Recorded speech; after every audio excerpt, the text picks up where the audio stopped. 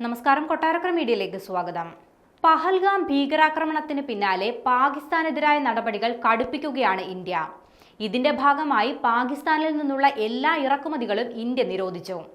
ദേശീയ സുരക്ഷയുടെയും പൊതുനയത്തിന്റെയും താൽപര്യങ്ങൾ കണക്കിലെടുത്താണ് എല്ലാ ഇറക്കുമതികളും നിരോധിക്കാൻ തീരുമാനിച്ചതെന്ന് സർക്കാർ വ്യക്തമാക്കി. പാകിസ്ഥാനിൽ നിർമ്മിക്കുന്നതോ അവിടെ നിന്ന് കയറ്റുമതി ചെയ്യുന്നതോ ആയ എല്ലാ വസ്തുക്കളുടെയും ഇറക്കുമതി ഇനിയൊരു ഉത്തരവുണ്ടാകുന്നതുവരെ നിരോധിച്ചിരിക്കുകയാണെന്ന് വാണിജ്യ മന്ത്രാലയം പുറത്തിറക്കിയ വിജ്ഞാപനത്തിൽ പറയുന്നുണ്ട്. ഓയിൽ സീഡുകൾ, പഴങ്ങൾ, ഔഷധ ഉൽപ്പന്നങ്ങൾ എന്നിവയാണ് പാകിസ്ഥാനിൽ നിന്നും ഇന്ത്യയിലേക്ക് പ്രധാനമായും ഇറക്കുമതി ചെയ്യുന്നത്. 2019 പുൽവാമ ആക്രമണത്തിന് ശേഷം പാകിസ്ഥാൻ ഉൽപ്പന്നങ്ങൾക്ക് ഇന്ത്യ 200% തീരുവ ചുമത്തിയതോടെ ഇറക്കുമതി കുറഞ്ഞിരുന്നു. അതിന് പിന്നാലെയാണിപ്പോൾ പാകിസ്ഥാനിൽ നിന്നുള്ള എല്ലാ ഇറക്കുമതികൾക്കും നിരോധനം ഏർപ്പെടുത്തിയിരിക്കുന്നത്. കഴിഞ്ഞ ഏപ്രിൽ 22 ജമ്മു കാശ്മീരിലെ പഹൽഗാമിലുണ്ടായ ഭീകരാക്രമണത്തിൽ ഒരു വിദേശ വിനോദസഞ്ചാരി ഉൾപ്പെടെ 26 പേരാണ് കൊല്ലപ്പെട്ടത്.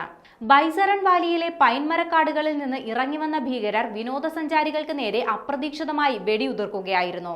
ഭീകരാക്രമണത്തിന് പിന്നിൽ പാകിസ്ഥാൻ ആണെന്നതിന്റെ തെളിവുകൾ ഇന്ത്യൻ സർക്കാരിന് ലഭിച്ചതോടെ ഇന്ത്യ പാകിസ്ഥാനെതിരെ കടുത്ത നടപടികളാണ് സ്വീകരിച്ചത്. സിന്ധു നദീജല കരാർ റദ്ദാക്കിയാണ് ഇന്ത്യ പാകിസ്ഥാനെതിരെ ആദ്യത്തെ തിരിച്ചടി നൽകിയത്. ഇന്ത്യ പാക് യുദ്ധം നടന്നപ്പോൾ പോലും റദ്ദാക്കാത്ത കരാർ 65 വർഷങ്ങൾക്കപ്പുറം മരവിപ്പിക്കാനുള്ള ഇന്ത്യയുടെ തീരുമാനം പാകിസ്ഥാന് കനത്ത വെല്ലുവിളിയാണ്.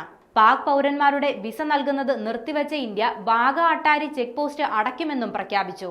പാകിസ്ഥാൻ ഹൈക്കമ്മീഷനിലെ പ്രതിരോധ ഉദ്യോഗസ്ഥരെ പുറത്താക്കാനും ഇന്ത്യയുടെ ഉദ്യോഗസ്ഥരെ പിൻവലിക്കാനും തീരുമാനമുണ്ടായി.